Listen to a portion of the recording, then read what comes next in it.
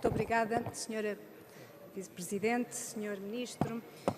Na passada terça-feira, o Sr. Ministro veio a este Parlamento, a requerimento do Grupo Parlamentar do PSD, devido à situação insólita em que se colocou a subscrever um manifesto em protesto contra a política do Governo, em conjunto com mais de 5.000 subscritores descontentes. E no centro das críticas e das perguntas que endereçou a si próprio, de acordo com os restantes subscritores, está a necessidade de urgentemente assegurar previsibilidade de financiamento. Ontem houve uma aprovação que responderá parcialmente, transparência da avaliação e valorizar e respeitar o mérito e a autonomia das instituições e dos indivíduos. Também esta semana, o reitor da Universidade do Porto, no discurso de posse, acusa o Governo de condicionar as universidades com a constante falta de dinheiro e aponta concretamente o dedo ao Governo ao dizer, e passo a citar, a imprevisibilidade financeira torna-se constrangedora e até indecorosa quando se trata de atribuir verbas para compensar a implementação das medidas decididas pelo próprio Governo.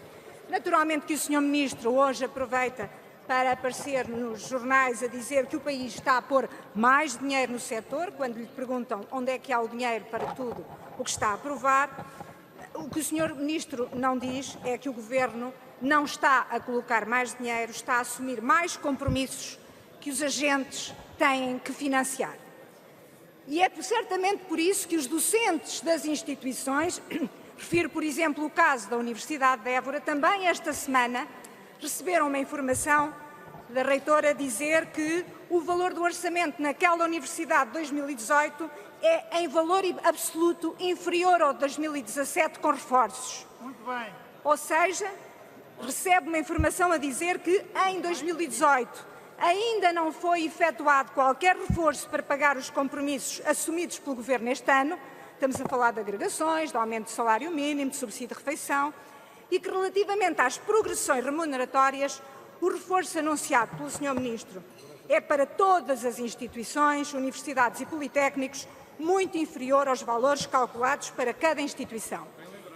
E o Sr. Ministro sabe que o valor distribuído andará nas ordens dos 7, 8 milhões, que o valor previsto, de acordo com os cálculos, será na ordem de 18 milhões, 19 milhões, que neste momento, e a pergunta que se coloca, ou que se colocará, é se serão as instituições a suportar o diferencial, mas a verdade é que no ano cruzeiro de 2020 os valores vão triplicar e já no ano inicial o Governo não consegue responder à primeira com o reforço. Senhor Ministro, ao longo deste debate ficou claro relativamente também a bolseiros, a pós-docs, a investigadores, a docentes, a funcionários e a instituições, que o clima é de incerteza e descontentamento que reina na ciência e no ensino superior, face fundamentalmente à incerteza e à imprevisibilidade da implementação das políticas do Governo relativamente ao emprego científico, ao pré-PAP, projetos de investigação, a carreiras, etc, etc, etc. Existe uma ideia geral na sociedade que é de que o Governo promete, mas não acautela que as promessas possam ser cumpridas. Muito bem. O Governo não cria os mecanismos necessários, nem em termos regulamentares, nem em termos financeiros, para que isso aconteça. Tudo são promessas e ninguém está disposto, nomeadamente as instituições de ensino superior, a internalizar nos orçamentos cada vez mais reduzidos as bandeiras que o Governo não paga.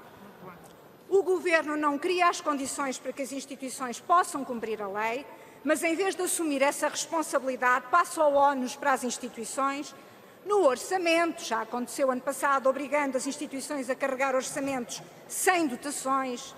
No emprego científico, exigindo que abram concursos sem cabimento, porque, Sr. Deputado Luís Monteiro, só quem não teve responsabilidades em termos executivas é que pode dizer que se pode abrir um concurso sem ter dotação orçamental. E as instituições de ensino superior não têm dotação orçamental. O orçamento só existe na palavra do Sr. Ministro e no orçamento de fundo da FCT. E no reposicionamento, assumindo que paguem o que não transfere e o que algumas não têm. Existe uma cosmética legislativa demagógica e o exemplo mais impressivo, Sr. Ministro, desta cosmética é o Governo aprovar no Conselho de Ministros de ontem um diploma, aquele que altera o regime jurídico dos graus e diplomas de ensino superior, que não pode ser cumprido. Na verdade, tal como o Sr. Ministro nos explicou aqui na Comissão, o Governo aprova um diploma cuja principal alteração não deseja que seja aplicada e não pode ser aplicada.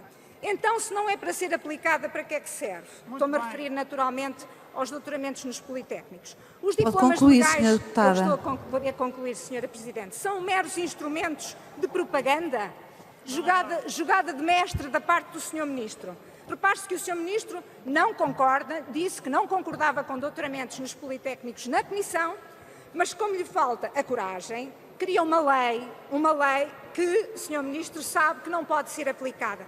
E disse esta semana na Comissão que não ia, de alguma forma, afirmou que não ia fazer qualquer revisão destes normativos de maneira a permitir a aplicação do novo decreto-lei.